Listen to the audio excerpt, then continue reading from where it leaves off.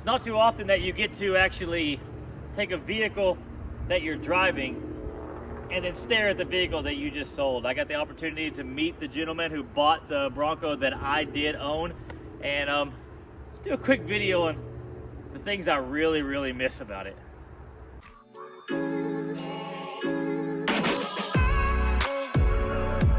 One of the major things I really miss about it is its rugged off-roadness. And what I mean by that is the fact that this is purpose-built to do what I love to do, go off-road. I mean, this model here, the Badlands model, comes with rock sliders. It comes with everything you need. And unfortunately, I'm having to add that stuff to the truck I'm building. It may be hard to believe, but this thing kind of feels up front roomier and more spacious than the Tacoma.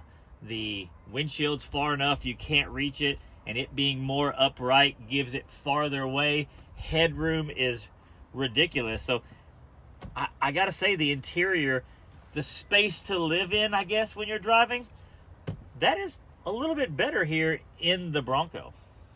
The area in the cabin does feel smaller, and that Bronco was a 2-door. This is a 4-door. The area back there in the back seat, this is going to have better back seat room. But sitting here in the driver's position, look, I touch the windshield easy. I mean, it's slanted back. It's not that much smaller. It really isn't. If you look at the measurements, they're very close. But this coming towards you here, the less headroom that I have here, that does make a difference in the way it feels inside. Also, on the comfort deal, it's a different type of seating position. This has a very high floor. What I mean by high floor is between the seat and the floorboard, it's smaller to be able to give this more ground clearance to try to make it better off-road, so you sit in it like a car. What I did was put the seat jackers, which I'll show you here.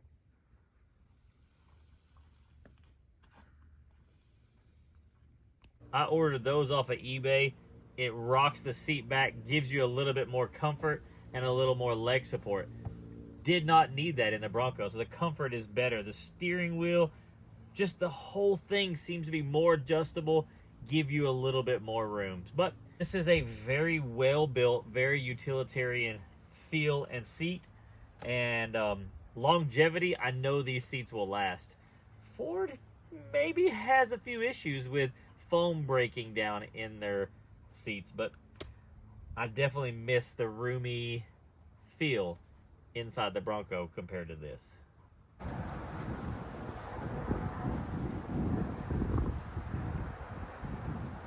Another great thing about these is just how well the ride is on this. The ride quality is kind of amazing when you think about what you're driving. When you realize that you're driving a purpose-built off-roader, ride quality is great. And I mean, it's just sitting here on a little hill, and you can already see how much articulation it's going to have. Another great thing about the Bronco is the infotainment. It is really good. Ford knocked it out of the park with this. It has great technology, great infotainment. And in that same vein, with the technologies, are these cameras. These cameras may be my favorite part of the technology, just how clear they are. The resolution, you can actually see the wind, which I'm sure you've heard today, blowing the grass around. So good job on that, Ford. As you'll see in the Toyota here momentarily, it is most definitely a potato. You've all seen the reviews on the Tacoma's interior. Everybody knows Toyota is a little bit behind the times. One thing that you do, you get a wireless charger, but everything else you got to plug in, and that means no wireless CarPlay, which I definitely miss. I enjoy CarPlay. This has a great Bluetooth system. The sound system's fine. I'm definitely not the one to talk to somebody about sound systems, because most everything I listen to is going to be an audio podcast. And of course, Moto X Pod Show, check out that if you want to hear us talk about dirt bikes. That being said, you get your regular apps. The touchscreen is fine. It's just not what you have here. One of the things that you don't get with the Toyota is control of your cameras, like you saw when I was showing you the Bronco.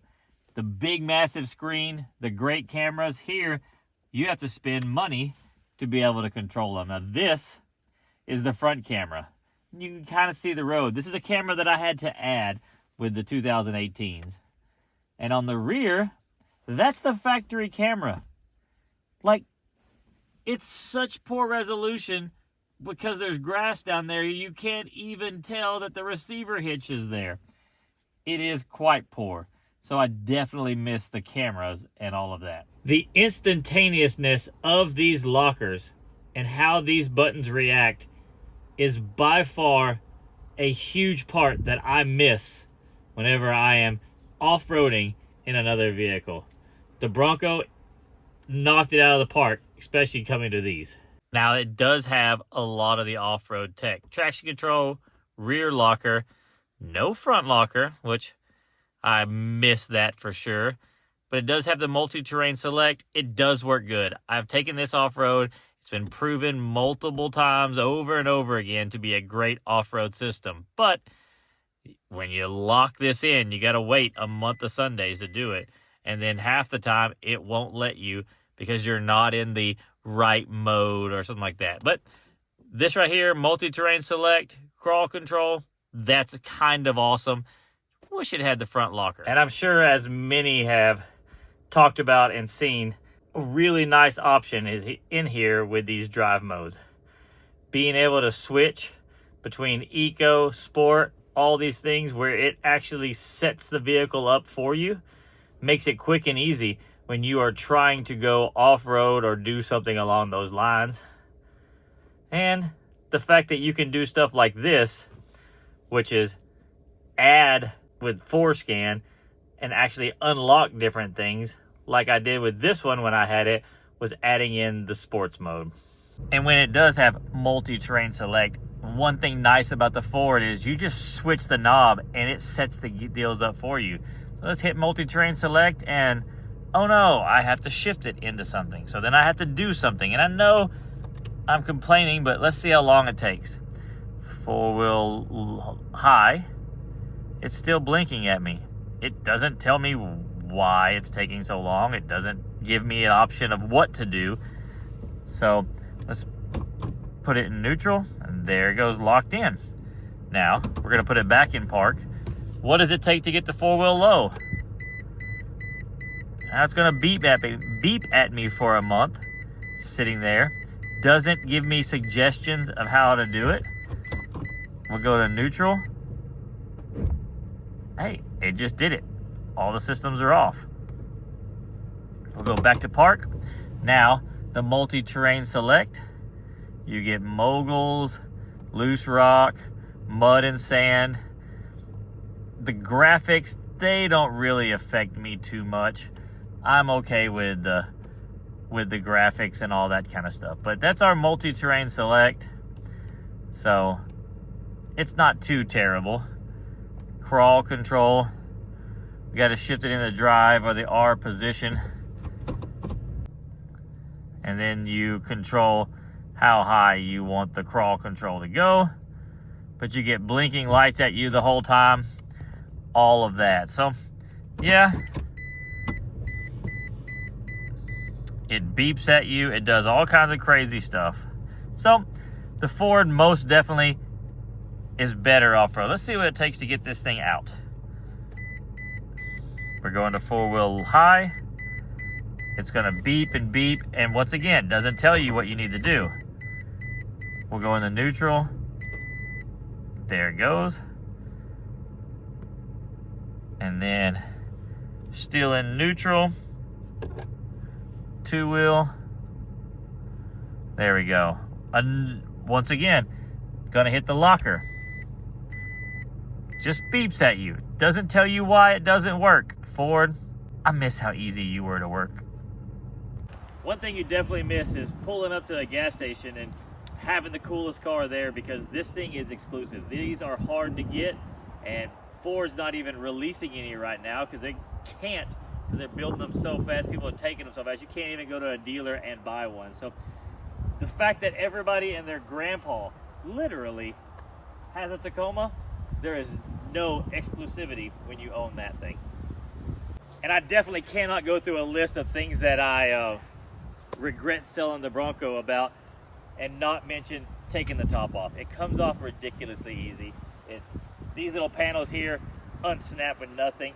The 4 or 5 bolts on each side that hold the back on, and it comes off, and then the doors come off with two bolts on each side, and they give you the tools to do it, to take it all off. So yeah, cannot forget to mention the fact that I loved having the top and the doors off. And how can you just not talk about the fact that this has one of the coolest features ever, where push of a button, you disconnect that sway bar. And it slotted a little bit, but I promise you, under a huge load, this tire will tuck all the way up in there. And that is definitely a huge perk of a vehicle purpose-built for off-road. In conclusion, I absolutely loved this thing. I absolutely miss many things about it. For me, my lifestyle, my everyday, the Tacoma is doing a great job. It has its faults. I guess they both do. This, with the bed, being able to load up dirt bikes, to be able to haul stuff around, it fits me better. This is by far one of the best purpose-built off-roaders ever. This is my great daily driver, and I do love it. So just wanted to give y'all my thoughts after owning this for 8,000 miles and switching over to one of the blandest off-roaders ever. That's where I stand. So thanks for watching. Please subscribe. We got awesome videos coming, got some new builds coming, and I think I'm gonna leave the choice to y'all about what we start next. So just stay tuned. Those videos will be up, and I really appreciate everybody for watching and commenting, and tell me why I should have kept this or why I was smart to get rid of it. Just comment below. Am I good looking? I'm ready for my close-up, Mr. Devil. Okay.